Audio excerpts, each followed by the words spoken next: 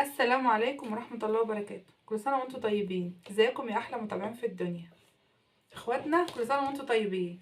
انا عايزة افرجكم على الحاجات دي ان شاء الله وتقولوا لنا ايه رأيكم. الطقم ده مش عارفة بقى، ده حلل بغطيانها، ده كسرونات بغطيانها، دي صواني بغطيانها. احنا هنفتحه مع بعض. الحاجات دي طبعا احنا جايبينها ولازقينها بالبلاستر ده، ومعانا الخلاط ده برضو. بس احنا هنشوف حاجة حاجة كده.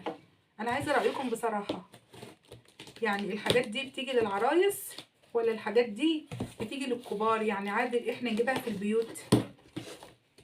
انت هتقولي لي طبعا ما جبتيش ليه تيفال وسيراميك وحاجات من دي. انا جايبه ان شاء الله، بس احنا ايه، هنتفرج كده حاجه حاجه مع